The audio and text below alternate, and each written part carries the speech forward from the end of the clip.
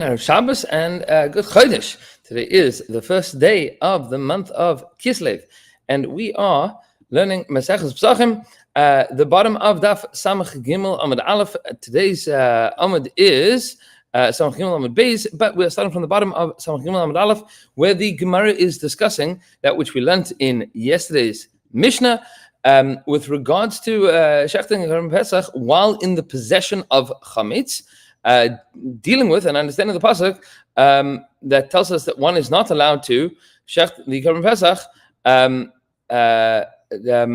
yishchetu al Pesach dam al chametz dam zivchi. That you're not allowed to shecht Korban Pesach with chametz, and that word al is going to be important in this context. Says the Gemara, two lines on the bottom, Samach Gimel Amud Aleph. Amar Rabbi Shimon Lakish says, Rabbi Shimon Lakish la'olam einay chayev ad shehei chametz l'shechet oy l'zarek. That one is not chayev, meaning one only violates this iser if the chametz belongs to the shechet, the person that's shechting the korban, which is the kohen usually. Kohen, strictly speaking, you don't need a kohen to shecht, but almost always is the kohen, or for the kohen that is sprinkling the blood of the Pesach on the Mizbech. Those are the two people that if either of them own chametz, you are in trouble. Says the Gemara, Samach Gimel Amud Beis, top of the page.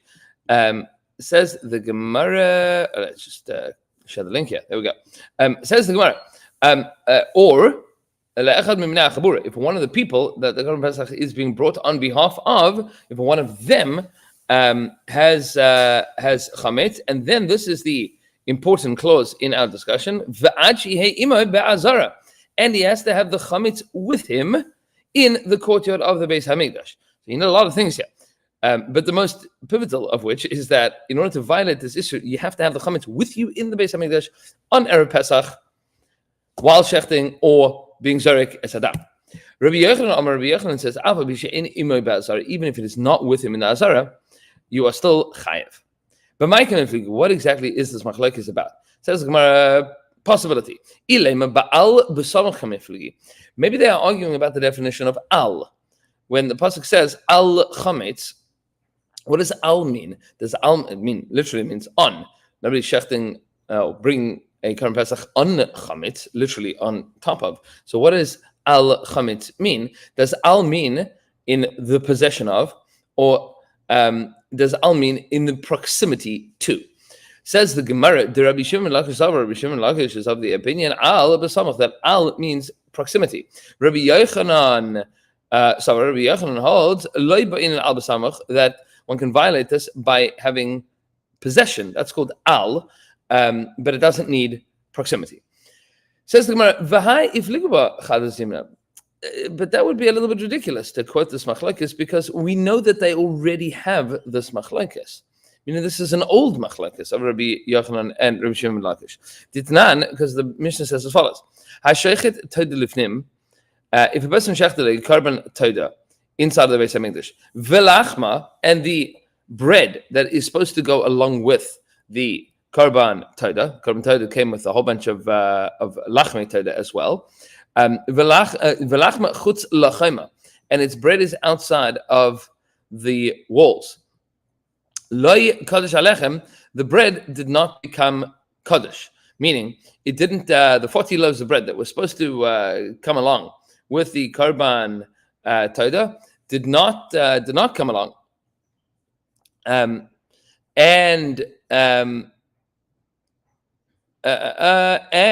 says Rashi over here, Lo kiddush alechem kedushas haguf. They don't now have kedushas haguf at this point in time. The previous Rashi tells us, Mishehuk teshu b'peh kiddush kedushas damin lesa b'achila b'hana. When he said, I'm going to take all of these loaves, these loaves of bread, and I'm going to bring them together with my korban, so they now have kedushas damim. You can't use them for anything else. They have monetary kedusha. But they are not intrinsically kadosh. What's the difference? V'im nitmu, if they became tamei, says Rashi, niftin, they could still be redeemed. And they could be used for chulin because they have monetary kedusha, meaning they belong to the Beis Hamikdash, but the item itself is not like a korban yet. And once the korban is shechted, now it has the status of Kedushas HaGuf, and all of the chumras, like Tivul Yaim and the Mangam Mechus Kippurim and Lina. And what happens if they became Tameh? Then you have to destroy them, you have to burn them, like a korban that became Tameh. Because it's not a question of intrinsic Kedusha at this point in time, it is a question of monetary Kedusha. That's how Rashi explains. Okay. Back into the Gemara. The Gemara says that Rabbi Yochanan and Rabbi Shimon Lakish already had this discussion with regards to Shechet Toidel Lifnim Velachma Chutz Lachem. If the bread is still outside, still left out, it didn't come into the Beis Hamikdash. Lo Kodesh Alechem, then that bread did not become Kodesh. Says the Gemara, "My chutz l'chayma." What does it mean? Chutz l'chayma, where exactly is outside of the walls? Rabbi Yochanan Amar. Rabbi Yochanan says, "Chutz l'chayma is beis pagi." Outside of the walls of Beis Pagi, which is far the outermost bounds of Yerushalayim. Meaning, if it was outside of Beis Pagi, meaning far away from the Beis Hamikdash, but still within Yerushalayim. But if it was outside of the walls of the Azara, Kaddish, then it does work. And Al does not require you to have it in close proximity. Rabbi Shimon Lakish says, "No, I feel the chayma that the Mishnah is talking about. It talks about the walls of the Beis Hamikdash, the walls of the courtyard of the Beis Hamikdash. And if a person were to shech the korban taida, and the bread would be just outside the Beis Hamikdash, 2 steps away from the Beis Hamikdash, loy kaddish, then it did not achieve kedushas haguf. But in al b'samach we see that he needs al b'samach, meaning this machlokes that we are trying to now say between Rabbi Yochanan and Rish Lakish, we already know this. This is another machlokes, it's an old machlokes, and in general, we have a principle that every machlokes that we quote and that we list is nuanced. It's something that we are learning something from. Otherwise, you'll just be able to learn this din to all other dinim. Says the Gemara. So, what's this machlokes about? If it's not a question of al, meaning proximity or in possession of, ella behatras safek hamiflagi. They are arguing about bahasras safek means giving a warning, if witnesses give a warning, and that warning is doubtful, is questionable.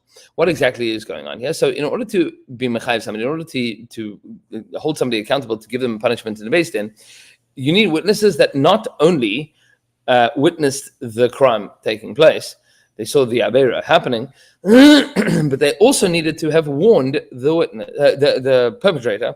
They need to have warned them and said, if you are going to do this, then you will be in violation of this particular mitzvah. But what happens if that warning was not on a definite fact? For example, Rashi points out that the machlok is less about Basra. You cannot give malchus unless you warn them. And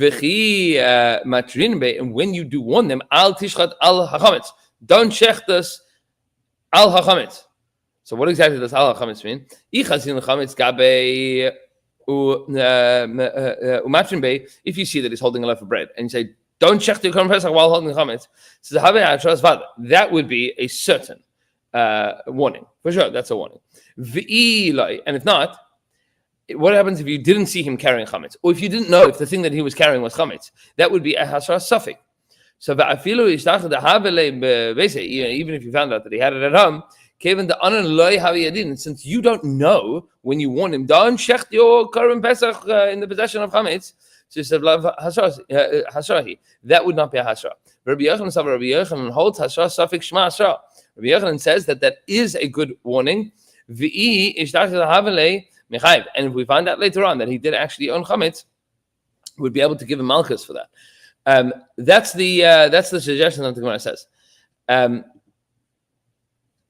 Says the Gemara.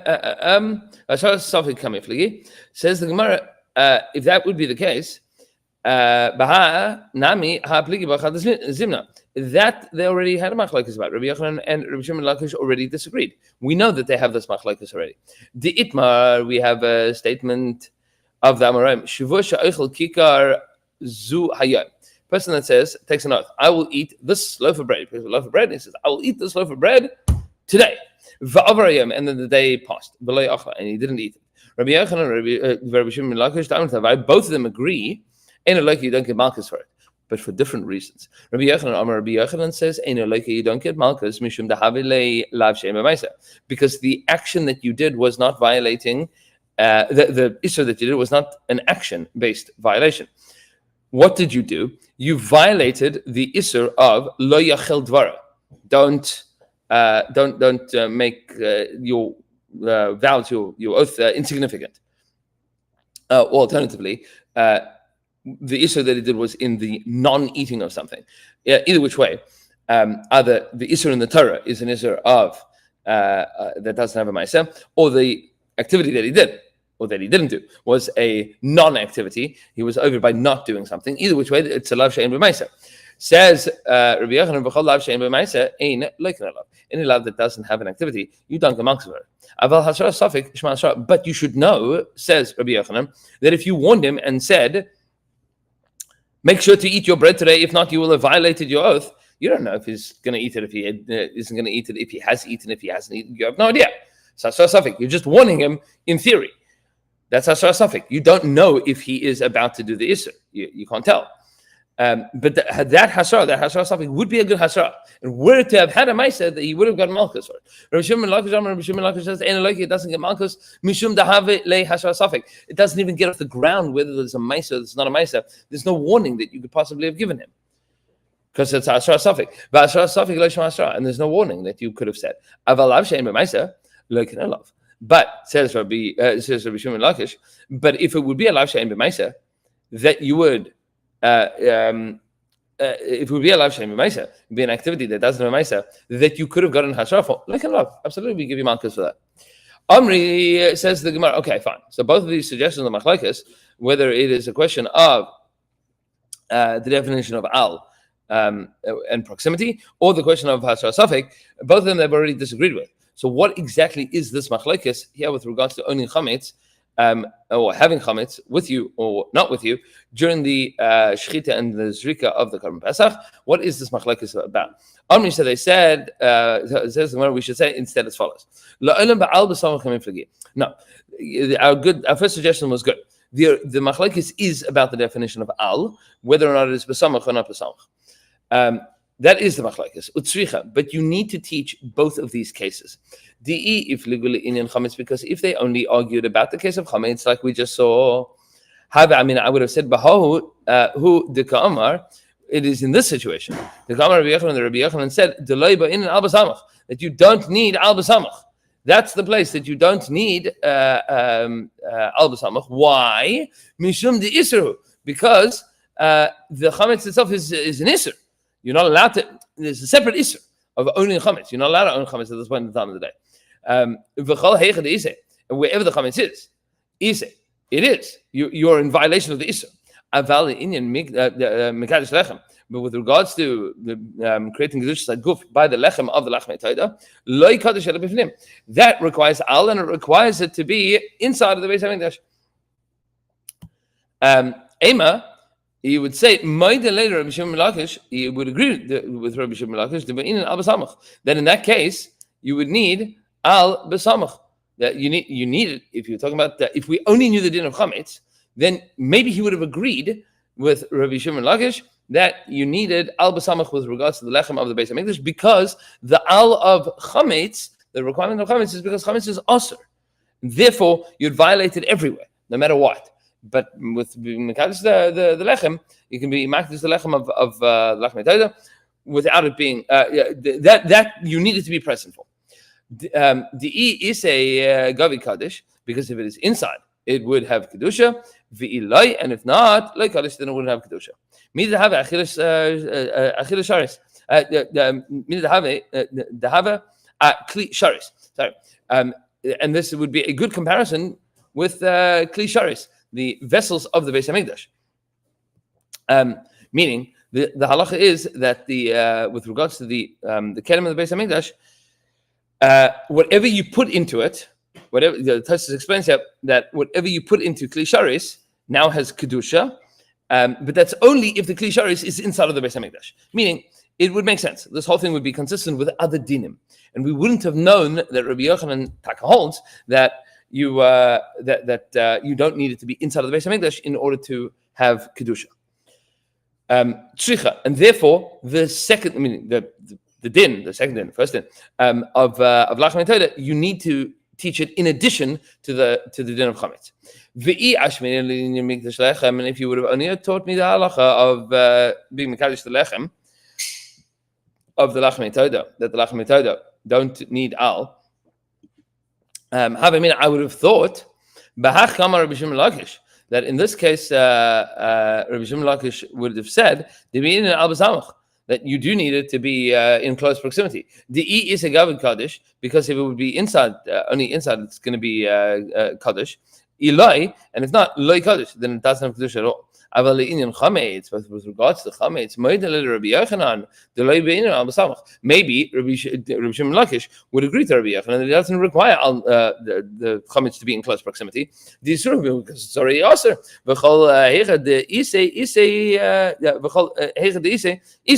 And wherever it is, it is. And therefore you need it.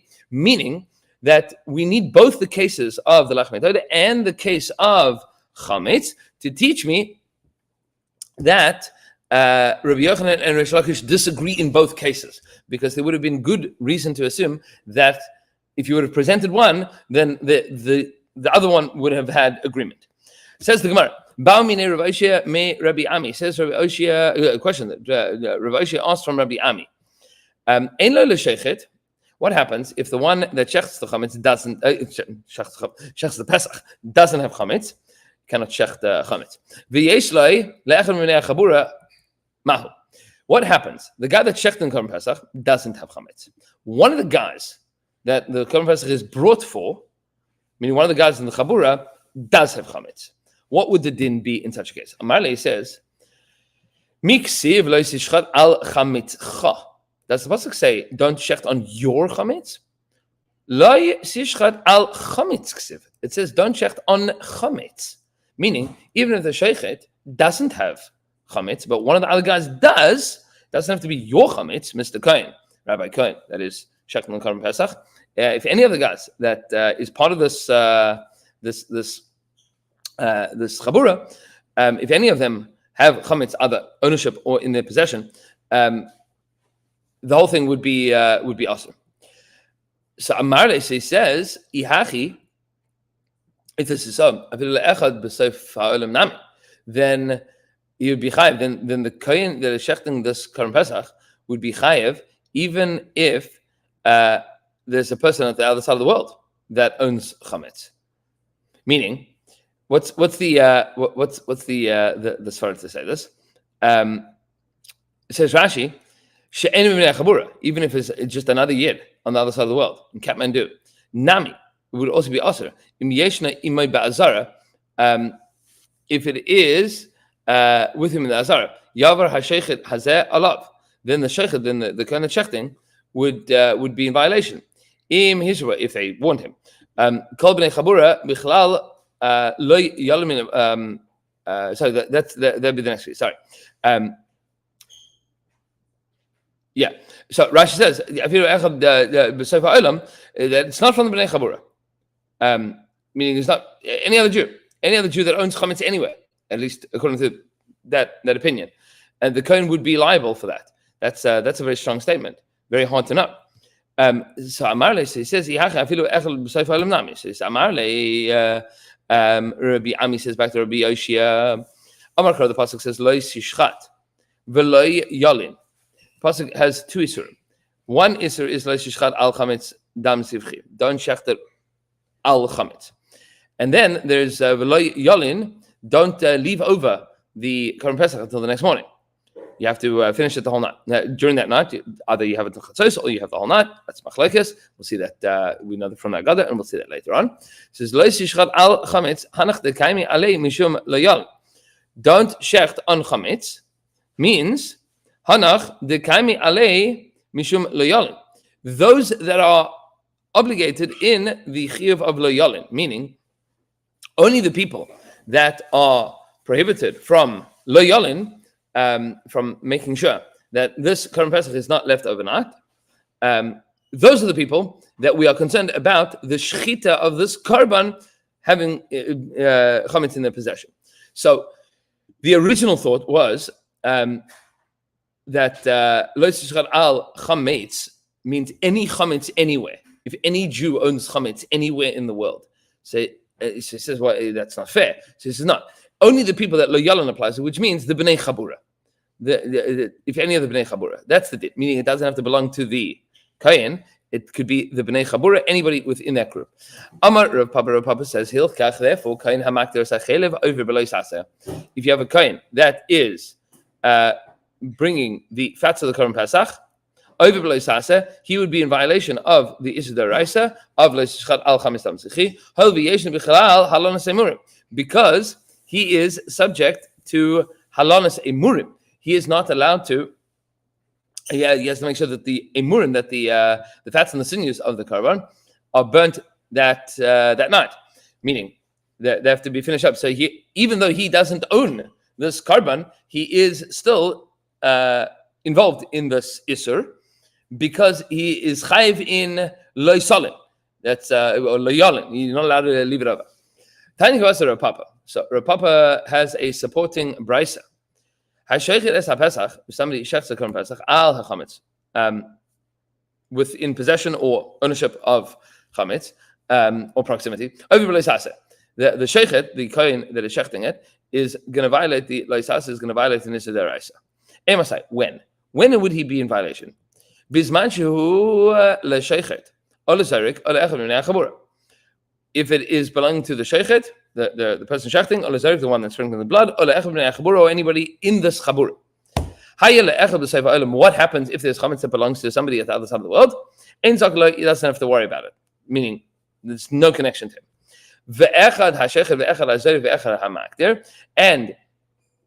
And the one that shechts it, and the one that sprinkles the blood, and the one that brings the chalavim and emurim later on, chayev. They would all be chayev in such a situation if any of these people had chametz. But some other random Jew anywhere else in the world is not going to set off that issur. Aval hamoilek ha'oif ba'arba asar.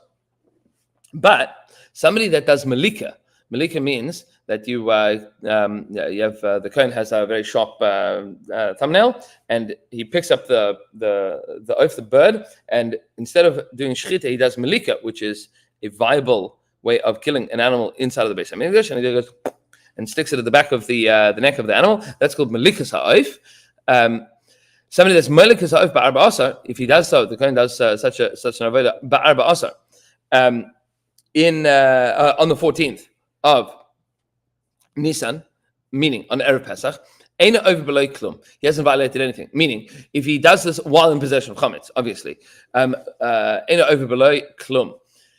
He is not in violation of anything. Now that is confounding. That's going to be difficult, because Viramini, the Gemara now is going to say, hold on a second. Didn't we have a Mishnah yesterday that told us a little bit different from that? The Mishnah says, somebody that shechts the korban pesach while owning chametz over below saseh has violated the issur d'oraisa of lo tishchad al chametz tamzichi. Rabbi Yehuda says, af hatamid, even the korban tamid, meaning if you own chametz, you have chametz in your possession on the 14th of Nisan while offering the korban tamid shel bein harabayim, then you would be in violation. They said to him, no, they only said this about Pesach. When did they say this about the korban Pesach? When you have a shechet and a zarik, one of the people in the chabura. But with somebody on the other side of the world, in Zagaloi, we have no connection to it.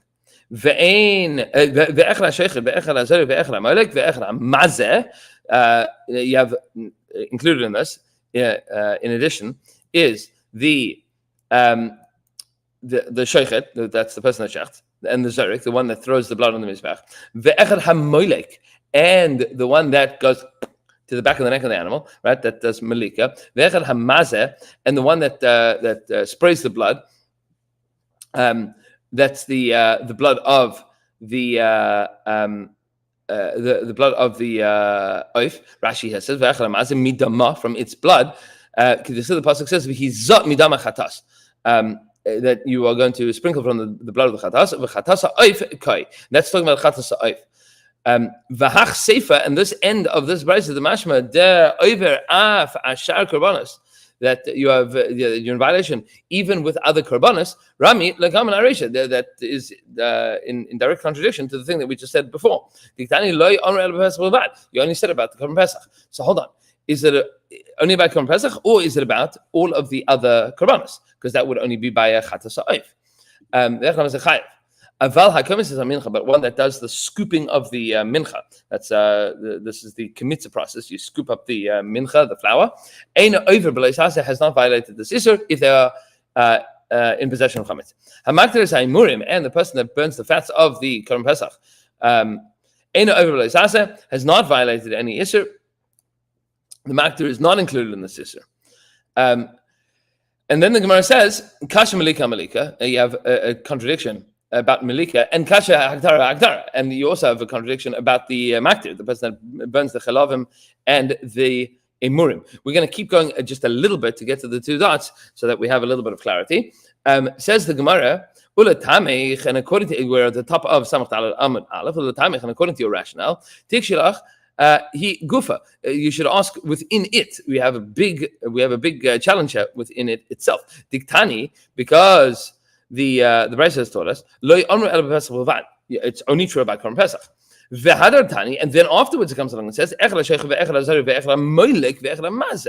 you have, which one is it? Is it only about Korban Pesach, or is it about all the Korbanos? Or is it about some of the Korbanos, including Korban Pesach? What's going on here? Says the Gemara, Rabbi Shimon. All of this is the opinion of Rabbi Shimon. And Rabbi Shimon explains as follows. Malika lo kasha. Malika on Malika is not a kasha. Why? Kan ba'arba asar, kan b'chalash al-ma'id. One is talking about arba asar. One is talking about the 14th of the month of Nisan, where he would be he would only be chayiv. He would only be chayiv for Korban Pesach. Only chametz during Korban Pesach. Kan b'chalash al-ma'id, and it would be an isur during Chol HaMoed if he did malika on Chol HaMoed while earning Pesach. V'idi Rabbi Shimon, and both of them in the opinion of Rabbi Shimon. Haktara namila kasha. Haktara and Haktara is not a question; it's not a problem. Tanaihi, because that is a machlokes Tanaim. There are those that say the ha makish the makish Haktara l'shchita. There are those that say Haktara is connected to shchita. V'ikaman delay makish, and there are those that say that that Haktara is not connected to shchita, meaning the kohen that is in charge of burning the fats on the base, the fats of the korban on the mizbech and the base hamikdash, is he connected to the sheichet, or is he like a separate guy? Does he have a separate position? And therefore, there's no debate between these prices, and the Malika is a question only according to Rabbi Shimon, and Rabbi Shimon says that there is a difference. That was the Rabbi Shimon of our Mishnah, says there's a difference between Erev Pesach and Chol HaMoed. And Be'ezhem Yisbarach, we will continue tomorrow, Shabbos Kodesh, from Rabbi Yehuda Omer Af HaTamid, and Be'ezhem Yisbarach, we will continue with this Gemara Shabbos and Matzah Shabbos. For those that are not able to make it, wishing everybody a Chodesh Tov Baruch and a beautiful Shabbos.